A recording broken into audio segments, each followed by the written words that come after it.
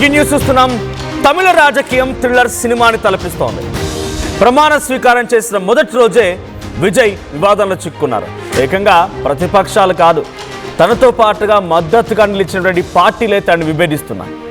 విజయ్కి మద్దతిచ్చినటువంటి పార్టీలు ఇప్పుడు ఆయనకి తలనొప్పిగా మారాయి. నిన్న ప్రమాణ స్వీకారం సందర్భంగా రాష్ట్ర గీతాన్ని అవమానించారంటూ వామపక్షాలు వీసీకి నేతలు ఆగ్రహం వెలగెక్కారు. చివరిగా గీత ఆలాపనని జరిపించడం అనేది తప్పుపడుతూ ప్రభుత్వం నుంచి వివరణ కోరారు వీసీకే అండ్ వామపక్ష పార్టీలు.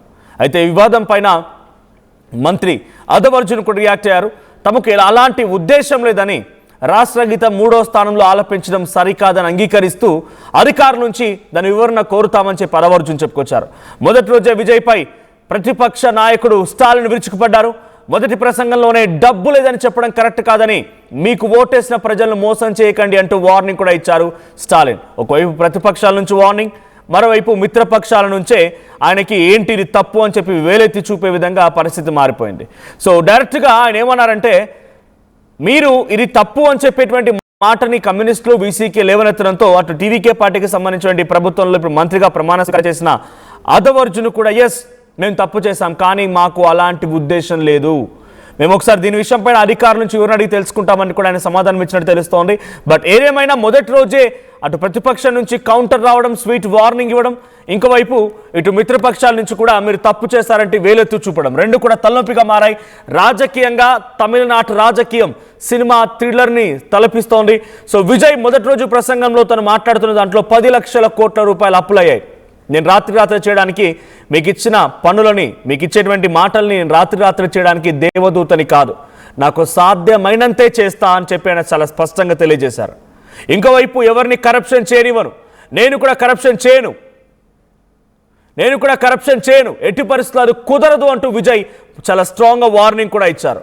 ఒకవేళ ఎవరైనా చేయాలని ఆలోచన ఉన్నా ఇక్కడే వదిలేయండి అంటూ ఆయన మాట్లాడుకొచ్చారు. అయితే ఇక్కడ డబ్బు లేదు అని చెప్పి మొదటి రోజు ఆయన పథకాల అమలు చేయడాన్ని తప్పించుకుంటున్నారు అనేది స్టాలిన్ వర్షన్.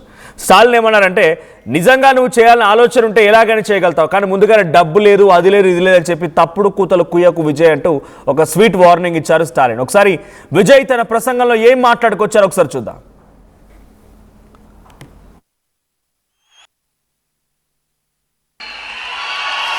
பெண்கள் பாதுகாப்பு ரொம்ப ஸ்ட்ரிக்டா வச்சிருப்பேன். போதைப் பொருள் கலாச்சாரம் அதை கண்ட்ரோல் பண்றதுக்கு என்னென்ன ஸ்டெப்ஸ் எடுக்கணும், என்னென்ன முயற்சிகள் எடுக்கணும், இன்னிலிருந்து அதை நான் எடுப்பேன்.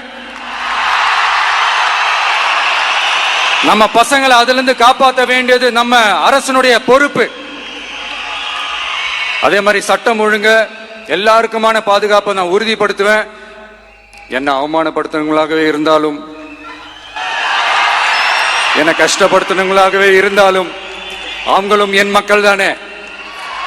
நண்பர்களாக இருந்தாலும் எதிரிகளாக இருந்தாலும் 8 கோடி மக்களும் என் மக்கள் தானே.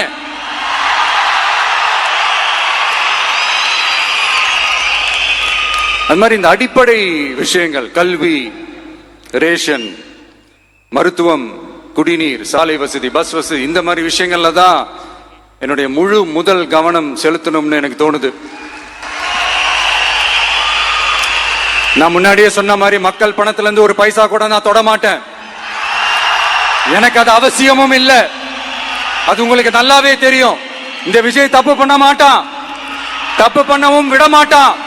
அது யாராக இருந்தாலும் சரி, என்னோட கவர்மெண்ட்ல என் கூடவே இருக்கிறவங்களாகவும் சரி, விட மாட்டான். சப்போஸ் யாருக்காவது அப்படி ஒரு எண்ணம் மனசுல இருந்துச்சுன்னா, நம்ம ஜெயிச்சுட்டோம், ஒரு ஆட்டம் ஆடி பார்க்கலாம் அப்படின்ற எண்ணம் யாருக்காவது இருந்துச்சுன்னா இப்பவே இந்த நிமிஷமே அதை எரேஸ் பண்ணிருங்க.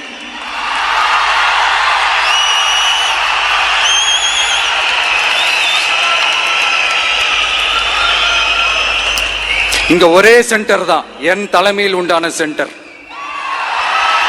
இந்த பக்கம் ஒரு சென்டர், இந்த பக்கம் ஒரு பவர் சென்டர், அங்க ஒரு பவர் சென்டர். రైట్, నేను తప్పు చేయను, ఎవరిని చేయనివ్వను. ఎట్టి పరిస్థితుల్లో మీ మనలో గనక, మీ మనసులో గనక ఆలోచన ఉంటే, కరప్షన్ చేయాలని ఆలోచన ఉంటే ఈ క్షణమే ఇక్కడనే వాటిని వదిలేయండి. లేదు నా వాళ్ళైనా సరే తప్పు చేస్తే వదిలిపెట్టని వార్నింగ్ ఇస్తున్నారు. విద్య, వైద్యం, రేషన్ ఇవి చాలా కీలకమైనవి, తాగునీళ్ళు కూడా చాలా కీలకమైనవి, అన్ని కూడా నెరవేరుస్తానని చెప్పి హామీ ఇస్తూనే ఆయన ఒక మాట మాట్లాడుకొచ్చారు. ఈ రాష్ట్రం అప్పుల్లో ఉంది, 10 లక్షల కోట్ల రూపాయల అప్పుల్లో ఉంది, ప్రభుత్వం దివాలా తీయబోతోంది, ప్రభుత్వం గతంలో దివాలా తీసిందని మాట్లాడుకొచ్చారు ఆయన. దీనికి స్టాలిన్ కౌంటర్ ఏంటంటే, don't start saying right away that the government has no money, it does have it. What's the needed is the will to give it to the people and the ability to govern. ఆయన ఏమన్నారంటే, ఇప్పుడే డబ్బులన్నీ అయిపోయాయని చెప్పి car కూతలు కూయకు. డబ్బులు ఉన్నాయి, కానీ కేవలం అది ఇచ్చే ఉద్దేశం ఉండాలంతే. ఎలా ఖర్చు పెట్టాలి, ఎలా ప్రభుత్వాన్ని నడపాలంటే విధానం తెలియాలి అంతే అన్నట్టుగా స్టాలిన్ కామెంట్ చేశారు. It's not only that, for 5 years we have implemented countless welfare schemes for the people despite grappling with numerous issues like floods as well as the neglect from the union government BJP. కేంద్ర ప్రభుత్వం పట్టించుకోకపోయినా, floods వచ్చినా, ఒక మహమ్మారి ప్రభుత్వాన్ని మొత్తాన్ని కుదేలు చేసినా మేము ప్రభుత్వాన్ని నడిపించాం, ప్రభుత్వాన్ని విజయ తీరాల వైపు నడిపించాం, ప్రజలకి ఏ మాత్రం తగ్గకుండా వెల్ఫేర్ స్కీమ్స్ ఇచ్చాం. కానీ ఇప్పుడే చేతగాని మాటలు మాట్లాడుతున్నాం అన్నట్టుగా ప్రతిపక్ష పార్టీగా ఆయన కౌంటర్ ఇవ్వడం మొదలుపెట్టారని ట్విట్టర్లో ఆయన విజయ్ స్పీచ్కి ట్వీట్ చేయడం సంచలనంగా మారింది. మరోవైపు కమ్యూనిస్టు పార్టీలు కూడా ఇటు మీరు చేసేది తప్పు అని లేవనెత్తుతూ వేలెత్తి చూపడంతో మేము ఈ విషయంపై అధికారుల నుంచి వివరణ కోరుతామన్నట్టుగా ఆయన సమాధానం ఇచ్చారు అదవర్జున్. అయితే ఏదేమైనా మెడ మీద కత్తిలాగా ఎప్పటికీ విజయ్ కొంత మిత్రపక్షాలతో కానీ ప్రతిపక్షాలతో కానీ లీడ్ చేయాల్సిందే. సో 6 నెలలు సమయం ఇస్తామన్న స్టాలిన్ అరగంట కూడా ఆగలేకపోయారని ప్రమాణ స్వీకారం పూర్తయిన వెంటనే ఓ కౌంటర్ ఇవ్వడం మొదలు పెట్టేశారు. డెఫినెట్గా కౌంటర్ ఇస్తారు, ఇలాంటి రాజకీయ కౌంటర్లు ఇస్తారు, బట్ ఫీల్డ్లోకి వచ్చి ఉద్యమాలు నిరసనలు అనేది కొంత సమయం ఇస్తారు కాబోలు. మా ప్రతినిధి కృష్ణమోహన్ సిద్ధంగా ఉన్నారు మరిన్ని అప్డేట్స్తో. కృష్ణమోహన్, సో నిన్న ప్రమాణ స్వీకారం అయిందో లేదో కొన్ని గంటల్లోనే 2 వరుస వివాదాలు. ఒకటి స్టాలిన్ నుంచి డబ్బులు లేవని చెప్పకు, అలా తప్పు, డబ్బులు ఉన్నాయి, ఎలా ఖర్చు పెట్టాలో తెలియాలి, ప్రభుత్వాన్ని నడిపించే విధానం తెలియాలని స్టాలిన్ కౌంటర్ వేయడం ఒకటైతే, కమ్యూనిస్టు పార్టీలు అండ్ వీసీకే పార్టీలు మీరు జాతీయ గీతాన్ని చివరాకరణ ఆలపించడం తప్పు అన్నట్టుగా లేవనెత్తుతూ వాళ్ళు కూడా క్వశ్చన్ చేయడం మొదలుపెట్టారు. ఏంటి విజయ్ దీనికి రెస్పాన్స్ ఎలా ఇవ్వబోతున్నారు? ఈరోజు విజయ్ తన రియాక్షన్ ఏమిచ్చే అవకాశం ఉంది? కృష్ణమోహన్,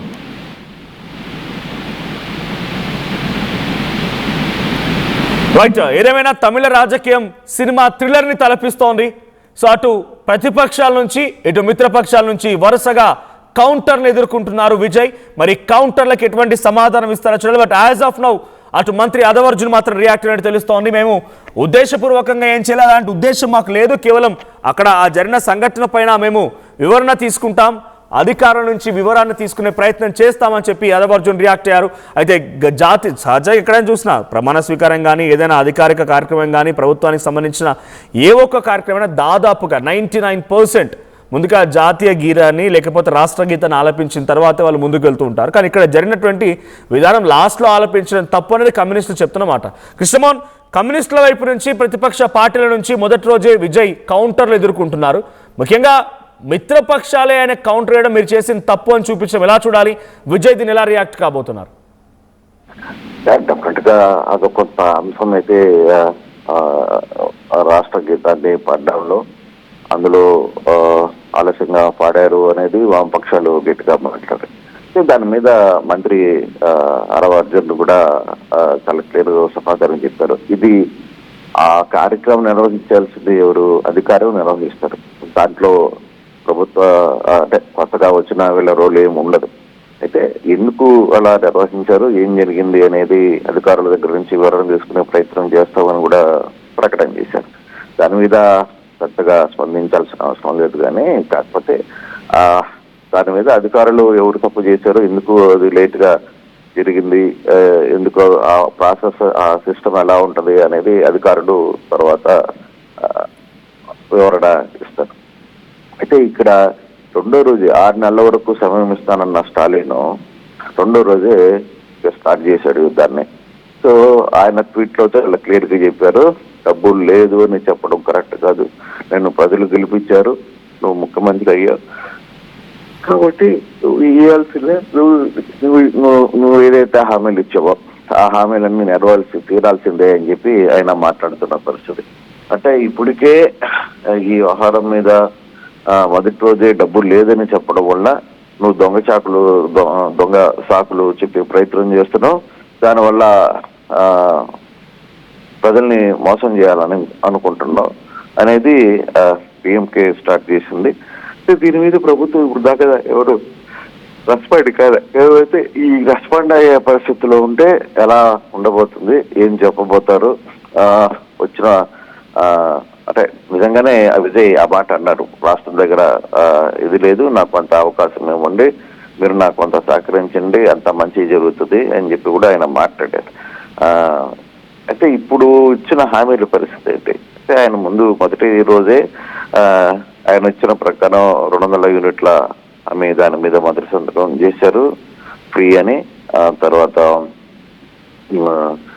కొన్ని అలాగే ఈ మహిళా చట్టబద్ధత, మహిళకి రక్షణ టీమ్స్, వీటి మీద ఆయన సంతకాలు కూడా చేశారు. కానీ ఇప్పుడు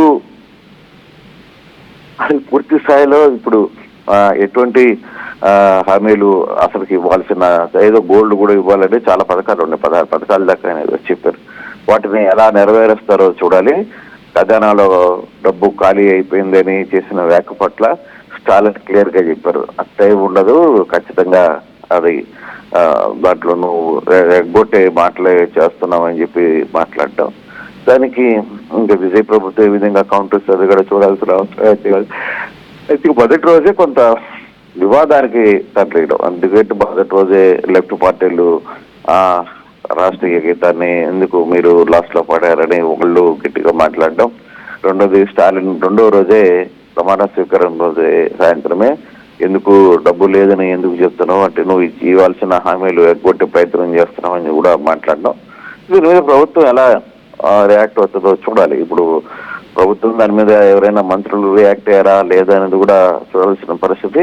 బట్ ఫైనల్ గా అయితే అప్పుడే ఆయన 6 నెలలు టైం అన్నారు, కానీ ఈ లోపలే స్టాలిన్ క్లియర్ గా తన ప్రతిపక్ష పాత్ర రోల్ ఏదైతే ఉంటుందో దాన్ని స్టార్ట్ చేశారనేది చెప్పచ్చు మనోజ్. రైట్, అంటే వరుసగా అటు ప్రతిపక్షాలు మొదటి రోజు ఆయన డబ్బులు లేవని చెప్పడం, ఆ తర్వాత 10 లక్షల కోట్ల రూపాయల అప్పులుందని చెప్పడం, దానికి కౌంటర్గా స్టాలిన్ ఇవ్వడం, ఇటువైపు మిత్రపక్షాల నుంచి కూడా మీరు చేసిన తప్పు అని చెప్పడం, రెండు సంఘటనలను చూస్తూ ఉంటే ఆయన పొలిటికల్గా సాఫీగా సాగనిస్తుందా ప్రభుత్వం, సాఫీగా వెళ్తుంది అనుకోవాలా? బికాజ్ ఆయన కరెక్ట్ ఎగ్జాక్ట్గా మ్యాజిక్ ఫిగర్కి ఒక 2 స్థానాలు ఎక్కువగా ఉన్నాయి అంతే. ప్రమాణ స్వీకారం అయిపోయింది, పెద్దగా ఎవరైనా టచ్ చేయకపోవచ్చు, ప్రభుత్వం ఏం పడిపోతుంది అని చెప్పలేం, కానీ ఆయన గవర్నమెంట్ సాఫీగా వెళ్ళనిస్తారా? సాఫీగా వెళ్ళడానికి కొంత టైం అయితే ఇస్తారు, దాంట్లో ఏమీ ఆలోచన ఏం లేదు. కానీ ఇటువంటి ట్వీట్లో లేకపోతే ఇటువంటి వ్యవహారాలు కొంత ఉంటాయి. అట్ ద సేమ్ టైం ఆయన కూడా 9 మంది చేతనే మంత్రివర్గం చేయించారు, ఇంకా మంత్రివర్గ విస్తరణ చేయాలి, ఎవరెవరు ఏం మాట్లాడుతున్నారు, ఎవరెవరికి ఛాన్స్ ఉన్నాయి, ఇవన్నీ కూడా కొన్ని లెక్కలు ఉన్నాయి కాబట్టి కొంత టైం పడుతుంది మనోజ్ డెఫినెట్ గా. కానీ మనం ఊహించినట్టుగా ఈ వ్యవహారంలో అంత హడావిడిగా ఏమీ జరిగే ప్రయత్నం అయితే ఉండదు. Right, thank you Krishnamohan. So మొత్తంగా ఏదేమైనా విజయ్కి కొన్ని ఇబ్బందులు అయితే తప్పవు. అది డెఫినెట్గా ఆయన కొత్తగా వచ్చినటువంటి రాజకీయ నేత, కొత్తగా ప్రభుత్వంలోకి వెళ్ళారు, ప్రభుత్వంలో ఏముందో తెలియదు, రాజకీయాల్లోకి రావడమే మొదలు, ఆ తర్వాత వచ్చి రాగానే ప్రభుత్వం వచ్చింది, ముఖ్యమంత్రి అయిపోయారు. ఆయన మంత్రివర్గంలో ఉంది కూడా చాలా వరకు అందరూ కొత్త మంత్రులే, గతంలో పనిచేసిన వారు కూడా దాదాపుగా లేరు. సో అటువంటి వారందరికీ కూడా ఇప్పుడు అలవాటు పడడానికి, అక్కడ సిచ్యువేషన్ అండర్స్టాండ్ చేసుకోవడానికి కొంత సమయం అయితే పడుతుంది. మరి ఆ సమయం ప్రతిపక్షాల నుంచి మిత్రపక్షాల నుంచి వస్తుందా, లేదంటే ప్రతిదాన్ని కూడా తప్పుని లేవనెత్తుతారా, చూడాలి ఎలా జరుగుతుంది అనేది. ఒకసారి స్టాలిన్ పైన గత ప్రభుత్వం పైన విజయ్ మాట్లాడిన మాటలు కూడా ఇప్పుడు సెన్సేషన్ అవుతున్నాయి. కాబట్టి ఇటు కమ్యూనిస్టులు అయితే ఒక రకమైనటువంటి తప్పులు ఎత్తి చూపే ప్రయత్నం చేశారు, దానికి అదవ్ అర్జున్ రియాక్ట్ అయ్యారు. మరి గవర్నమెంట్ వైపు నుంచి ఎటువంటి రియాక్షన్ వస్తుందో చూడాలి. అధికారులు ఏదైనా ఈ విషయం పైన ఎస్ మా తప్పిదం జరిగిందనో, లేకుంటే ఇది ఆర్డర్ అని మేము అనుకున్నామనో ఇంకేదైనా చెప్తారా? గవర్నర్ సమక్షంలోనే జాతీయ గీతాన్ని చివరాఖరణ ఆలపించడానికి కమ్యూనిస్టులు తప్పుపడుతున్నారు. ఇది రాజ్యాంగానికి కానీ లేదంటే సహజంగా ఒక ఆనవాయితీకి విరుద్ధంగా జరిగింది ఇదంతా అనేది కమ్యూనిస్టుల వాదన. సో ఇంకోవైపు ప్రతిపక్ష పార్టీలపైన, గతంలో ప్రభుత్వం ఉన్నటువంటి పార్టీలపైన విజయ్ మాట్లాడిన మాటలు కూడా ఆయనకి చాలా కాంట్రవర్సీకి దారితీశాయి. ఒకసారి విజయ్ తన మొదటి ప్రసంగంలో ప్రతిపక్షాల గురించి ఏం మాట్లాడారో చూద్దాం. கஜானாவை சுத்தமா தொடச்சி வலிச்சு வச்சுட்டு போயிருக்கு. இன்னைக்கு நம்ம தமிழ்நாடு கவர்மெண்ட் இருக்கிற அந்த நிலைமையை பத்தி நான் உங்ககிட்ட நான் சொல்லணும். கிட்டத்தட்ட 10 லட்சம் கோடிக்கு மேல கடன் வாங்கி வச்சுட்டு போயிருக்கிற இன்னைக்கு அந்த தமிழ்நாடு அரசு இருக்கிறப்போ, கஜானாவை சுத்தமா தொடச்சி வலிச்சு வச்சுட்டு போயிருக்கிறப்போ, தூக்க முடியாத சுமையை ஏத்தி வச்சுட்டு போயிருக்கிறப்போ,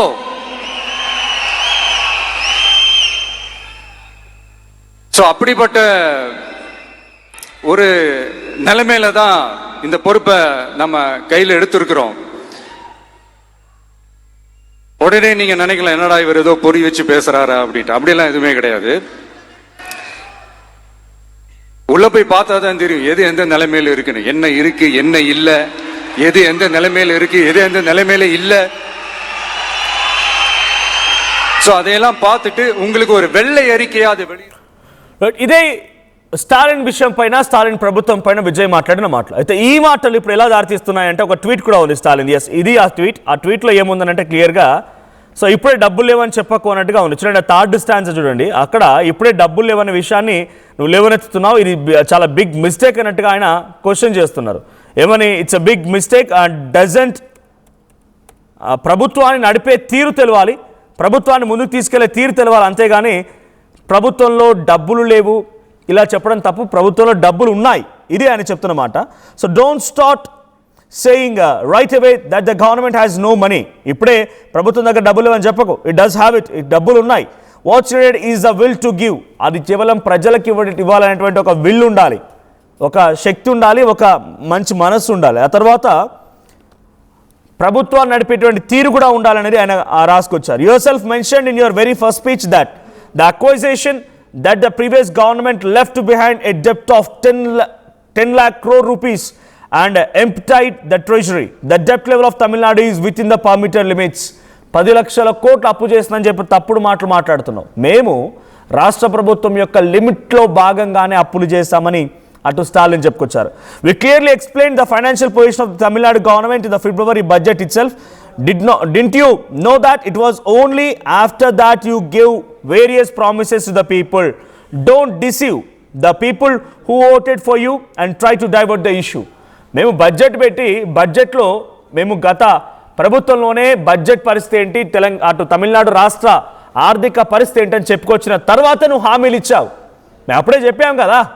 సో ఇప్పుడు నువ్వు ఈ విషయం డైవర్ట్ చేసి హామీలు నెరవేర్చడంలో కనుక తప్పుదారిపోతే డెఫినెట్గా ఇబ్బంది పడక తప్పదు అన్నట్టుగా ఆయన వార్నింగ్ కూడా ఇచ్చారు.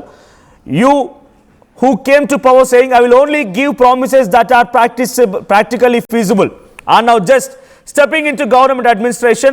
I believe that just like us. So మీరు చెప్తున్న మాట ఏంటంటే, డైరెక్ట్గా మేము ఫిబ్రవరిలోనే బడ్జెట్ని ప్రవేశపెట్టాం, బడ్జెట్ ప్రవేశపెట్టిన రోజే తమిళనాడు ఆర్థిక స్థితిగతులపైన మేము వివరించే ప్రయత్నం చేశాం. ఇవన్నీ జరుగుతూ ఉన్న తరుణంలో మీరు హామీలు కూడా ఇచ్చారు. ఇప్పుడు మీ హామీలు నెరవేర్చడానికి సాధ్యం కాదు అన్నట్టుగా తప్పించుకునే ప్రయత్నం మీరు చేస్తున్నారు. రాష్ట్రానికి అప్పులు ఉన్నాయని చెప్పని అంటున్నారు. మేము కేవలం అప్పులని రాష్ట్ర లిమిట్లో భాగంగానే అప్పులు చేశామని స్టాలిన్ ఆ రకంగా చెప్తూనే ఒక వార్నింగ్ కూడా ఇచ్చారు. మీకు ప్రభుత్వం ఎలా నడపాలో తెలియాలి ముందుగా అన్నట్టుగా ఆయన మాట్లాడుకొచ్చారు. ఇంకోవైపు మీరు దీన్ని ఎస్కేప్ చేసే ప్రయత్నం చేస్తే డెఫినెట్గా వి విల్ స్టార్ట్ రెవల్యూషన్, మేము ఒక యుద్ధాన్ని మొదలు పెట్టాల్సి వస్తుందంటూ కూడా ఆయన చెప్పుకొచ్చారు. So you came to power, నేను కేవలం సాధ్యమయ్యే పనులు మాత్రమే చేస్తానని చెప్పి ముందుగా హామీ ఇచ్చిన మీరు ఇప్పుడు దాని నుంచి డైవర్ట్ అయ్యే ప్రయత్నం చేస్తున్నారు. You two will surely learn soon the nuisance of how to nuances of how to fulfil the promises made to the people. ఇప్పుడు నీకు కూడా తెలిసి వస్తుంది పబ్లిక్ ఇచ్చినటువంటి హామీలు ఎలా నెరవేర్చాలనే దానిపైన నీకు కూడా మంచి గుణపాఠం దొరుకుతుంది అన్నట్టుగా స్టాలిన్ చెప్పుకొచ్చారు. Once again my best wishes for the growth journey of Tamil Nadu to continue under your rule. So Tamil Nadu మీ పరిపాలనలో అభివృద్ధి మరింతగా చెందుతున్న రకంగా ఆశాభావం వ్యక్తం చేస్తున్నాడని స్టాలిన్ ఒక ట్వీట్ చేశారు. సో స్టాలిన్ ట్వీట్ ఇప్పుడు ఇటు విజయ్కి అద్భుతమైన కౌంటర్ ఇచ్చినట్టుగా ఉంది. మరి విజయ్ దీన్ని ఎంత సీరియస్గా తీసుకుంటారు, విజయ్ ఏ రకంగా ముందుకెళ్తారో చూడాలి. అప్పుల పాలైంది తమిళనాడు రాష్ట్రం అని చెప్పిన విజయ్ తన పథకాలు ఎలా అమలు చేస్తారో కూడా చూడాలి. సో మీ అభిప్రాయం ఏంటి? 5 ఏళ్ల పాటుగా విజయ్ని సాఫీగా సాగనిస్తారా, లేదు విజయ్ కామన్ మ్యాన్ సీఎంగా, ఒక కామన్ సీఎంగా ఉంటారా, లేదంటే అందరిలాగానే రాజకీయ నాయకుడిగా ఫక్త్ రాజకీయ పార్టీగా మారిపోయి ఆయన కూడా రాజకీయాలు చేస్తారా? మీరేమనుకుంటున్నారు కామెంట్ చేయండి. రైట్, మళ్ళీ ఒకసారి నా విజయ్ ప్రమాణ స్వీకారం చేసిన సమయంలో అక్కడ ఎటువంటి సిచ్యువేషన్ ఉంది, ఒకసారి నా ప్రమాణ స్వీకారానికి సంబంధించి ఆ స్పీచ్ విందాం. C Joseph Vijay ఎనుం non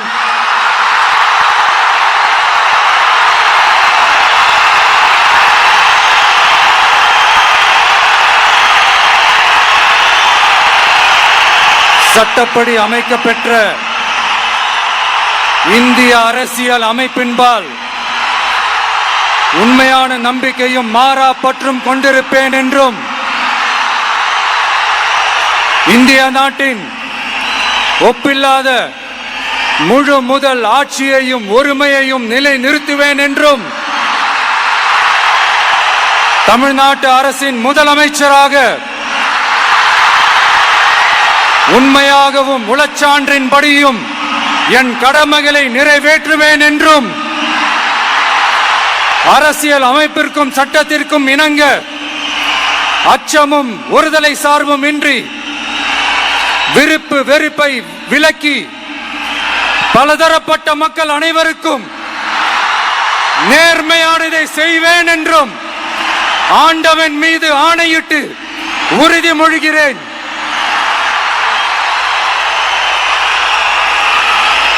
C Joseph Vijay எனும் நான்